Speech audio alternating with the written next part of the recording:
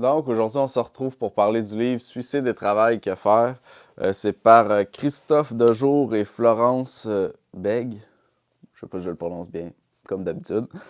C'est aux éditions Presse universitaire de France, puis c'est dans la collection Souffrance et théorie.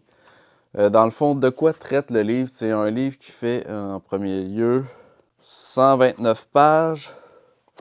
C'est écrit quand même assez gros, ça se lit vraiment très bien. J'ai lu ça en genre 2 jours, là, sur 2 jours. J'ai pas pris 2 jours à lire ça, évidemment. Donc, j'ai trouvé très pertinent le livre. Dans le fond, de quoi ça parle? Ça parle une nouvelle problématique qui n'existait pas avant. C'est celui des gens qui se suicident sur les lieux du travail ou que leur suicide est en lien avec le climat de travail. Donc, mais plus particulièrement sur les lieux du travail. En fait, ce que les deux auteurs vont raconter, c'est certains aspects théoriques de pourquoi on est rendu là, dans un contexte où certains travailleurs peuvent être amenés à se suicider sur leur lieu de travail. Et aussi, il va y avoir la majeure partie, près de la moitié du livre, va être sur décortiquer des cas. Ça va être l'expérience de la clinicienne qui décrit, dans le fond, un cas de suicide. Il y avait 6 suicides. C'était dans une usine d'aéronefs en France. Et dans le fond, c'était dans une ville qui était mono-industrielle, donc l'économie de cette ville-là était vraiment uniquement centrée sur cette usine-là. Les enfants des travailleurs travaillaient à cette usine-là. Puis bref, on va voir un peu qu'est-ce qui s'est passé. Donc d'abord, en premier lieu, lorsqu'il y a des suicides au milieu du travail, il y a le contexte de travail est vraiment difficile. Il va y avoir beaucoup de résistances qui vont être observées. Elle a été confrontée à un milieu très difficile d'accès, tant au niveau des cadres que des employés qui ne voulaient pas parler parce qu'il y avait aussi beaucoup d'intimidation entre les employés parce que la dynamique avait complètement changé. Au lieu d'être dans une dynamique de solidarité puis de travail en coopération, on était rendu dans une situation où le travail était fait en compétition et donc peu de solidarité, peu d'écoute. Chaque travailleur était un peu en compétition avec eux-mêmes. Bref, ça a amené à des dérapes. Et il y avait même des travailleurs qui savaient que certains autres travailleurs étaient dépressifs, allaient poser une corde sur leur établi avant qu'ils rentrent de travailler. Fait qu'on est quand même assez loin dans l'intimidation puis dans des gestes assez inhumains. Page 30, elle va parler, dans le fond, de la fausseté qu'il y a, de la fausse séparation que souvent certaines personnes font entre le travail et la vie privée. On le sait très bien, je pense. Moi, en tout cas, les gens qui maîtrisaient le moins cet aspect-là sont ceux qui parlaient qu'il maîtrisait, dans le sens où il disait, moi, j'essaie de pas amener mon travail à la maison, puis j'essaie de ne pas amener les éléments perturbateurs de ma vie privée dans mon travail. Puis en fait, c'est ceux que j'ai rencontrés, moi, c'est ceux qui étaient le pire, qui étaient les plus affectés par leur vie privée sur leur lieu de travail, parce qu'en fait, ils voulaient pas en parler. Fait qu'au final, ça affectait beaucoup plus. Parler, ça libère. Fait qu'au final, ça les affectait beaucoup, puis ça faisait en sorte que ça se répercutait dans le travail parce qu'il y avait un non-dit, il y avait une frustration, il y avait quelque chose qui pourrissait en dedans d'eux, si on veut. Puis ça affectait la relation avec les autres travailleurs, puis ça affectait le travail en tant que tel. Parce que, soi-disant, il affirmait ne pas vouloir mêler travail et vie privée. L'humain n'est pas un paradoxe près. Donc, il va évidemment y avoir une corrélation entre les éléments qui arrivent à la maison puis les éléments qui arrivent au travail. Les gens qui sont suicidés, évidemment, il n'y a pas de cas par cas. Parce que, c'est important de le mentionner, il n'y a pas de cas par cas parce que les 6 suicides, puis il y a eu 2 morts liées à des symptômes somatiques, mais des symptômes de maladie, mais qui étaient probablement liés aussi à une dégradation psychologique, sont tous liés au travail. Donc, ça donne rien, dans ce cas-ci, d'essayer de faire du cas par cas pour chaque suicide. Il y avait tous un lien très fort avec le milieu du travail, le milieu toxique du travail. Donc, elle va parler évidemment que c'est une fausseté que de vouloir séparer la vie professionnelle et la vie privée. Ça vient ensemble.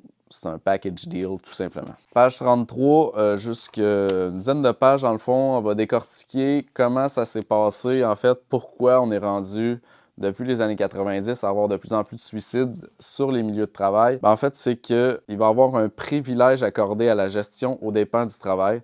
Dans le fond, c'est qu'il y a comme tellement eu d'amélioration au niveau de la productivité que la concentration de l'énergie n'est plus nécessairement dans l'amélioration des composantes qui vont permettre une meilleure productivité, mais plus dans l'amélioration de la gestion pour faire en sorte d'augmenter la productivité.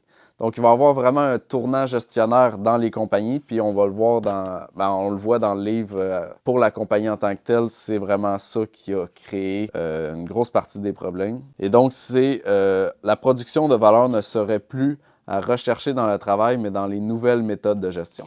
Donc, ce qu'on veut, c'est améliorer les nouvelles méthodes de gestion, mais améliorer, c'est un grand mot. Ça ne veut pas dire que ça fonctionne comme il faut. Là-dedans aussi, il va y avoir beaucoup de demandes de flexibilité de la part des travailleurs, c'est-à-dire que trop de flexibilité, il n'y a plus nécessairement d'attachement à un métier. Ce qui fait en sorte que ça va être illustré dans le cas de cette usine-là, mais ils pouvaient engager un peintre, puis finalement, il faire d'autres choses que de la peinture. La personne était rendue à faire de la soudure ou n'importe quoi, là, peu importe, mais c'était pas en lien avec son métier. Et puis, si cette personne-là s'est inscrite dans ce métier-là, a fait les études dans ce métier-là, c'est parce qu'il y a une raison aussi. Ça peut être positif comme négatif, mais dans la plupart des cas, il n'y a donc plus de sentiment d'appartenance avec son métier, puis ça crée une déstabilisation au niveau de l'identité. Un autre point aussi, ça va être de toute l'évaluation qui va être faite. Dans le fond, il y a de plus en plus d'évaluations au niveau de la productivité qui sont faites sur des bases individuelles. Donc, on va évaluer individuellement des individus. Puis, on va les pénaliser. Ça peut être par, dans le fond, l'octroi de bonus. Si on n'a pas accès à son plein bonus, c'est une forme de pénalisation parce qu'au fond, on reconnaît que le travail n'est pas accompli tel qu'il devrait l'être, si on veut. Donc ça, c'est un peu... le bonus, c'est un peu traître parce que c'est censé être du bonus, comme on dit, mais si tu ne l'as pas au complet, dans le fond, ça fait en sorte que tu dis que tu n'as pas vraiment fait le travail comme il faut. Bref, c'est comme un couteau à double tranchant. Il va y avoir aussi, dans le fond, les jugements d'utilité. Va illustrer deux types de jugements qui contribuent, dans le fond, à l'impact sur l'identité du travailleur. Donc, le jugement d'utilité, c'est la contribution apportée par un salarié à l'entreprise, puis ça, ça se fait par les gestionnaires. Dans le fond, c'est les gestionnaires qui évaluent en quelque sorte l'utilité de certains travailleurs en fonction de leur productivité. Tandis que le jugement de beauté, c'est ça qu'elle nomme, c'est les règles de l'art et les règles du métier.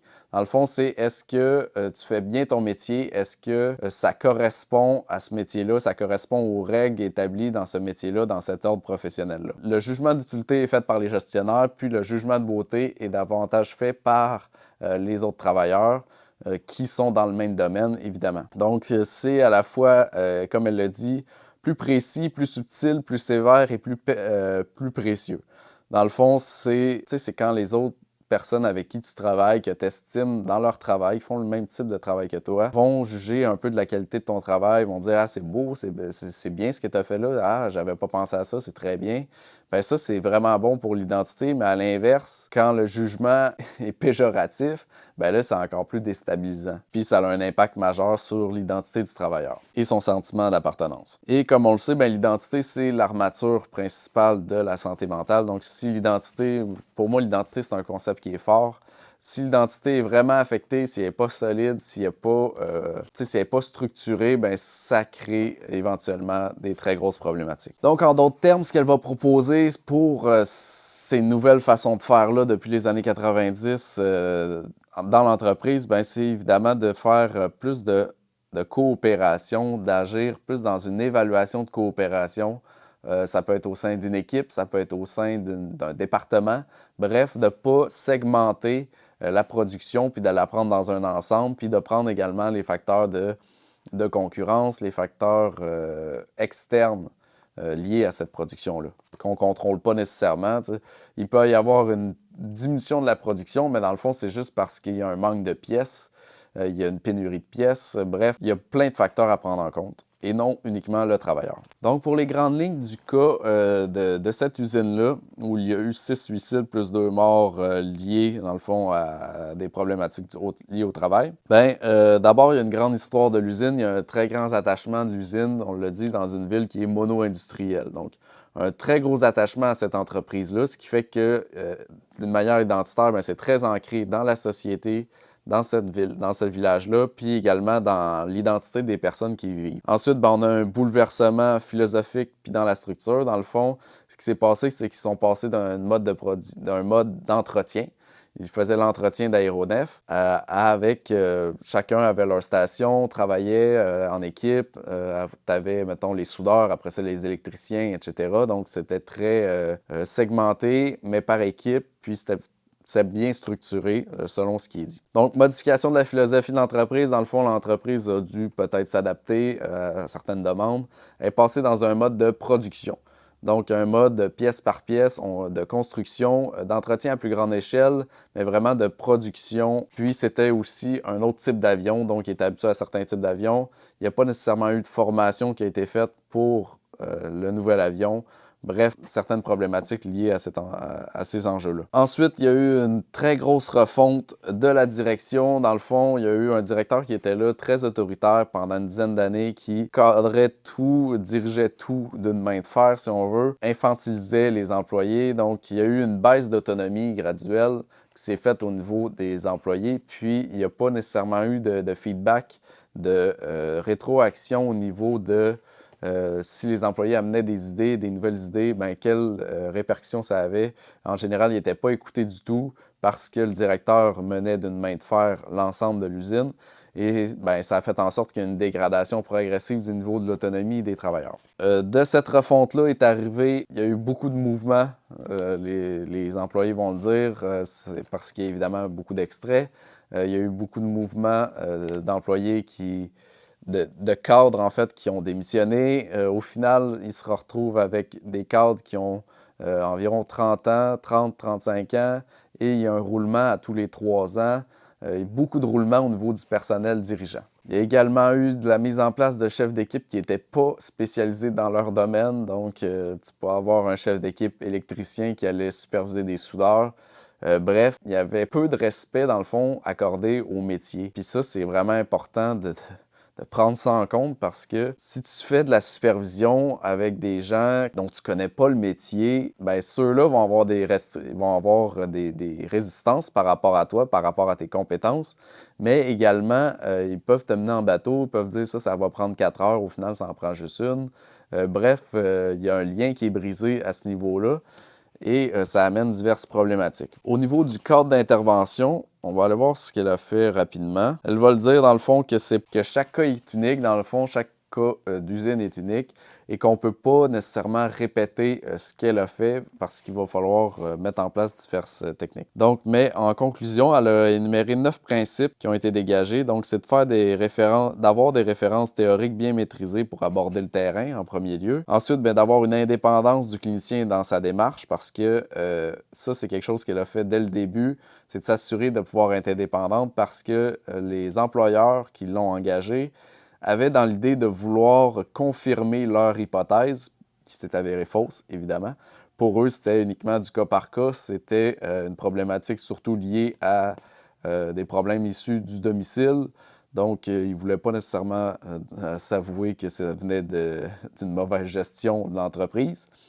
Mais donc, elle a d'emblée de jeu travaillé pour mettre en place son indépendance dans sa démarche. Ensuite, le travail de la demande, donc une étape incontournable, savoir c'est quoi la demande de l'employeur, c'est quoi la demande qui est là, c'est quoi la demande qui est sur le terrain également. Donc, la formation d'une équipe d'intervention, ça, dans le fond, elle a fait des groupes aussi pour avoir le pouls. Elle a rencontré beaucoup de résistance, évidemment, peu de gens voulaient lui parler.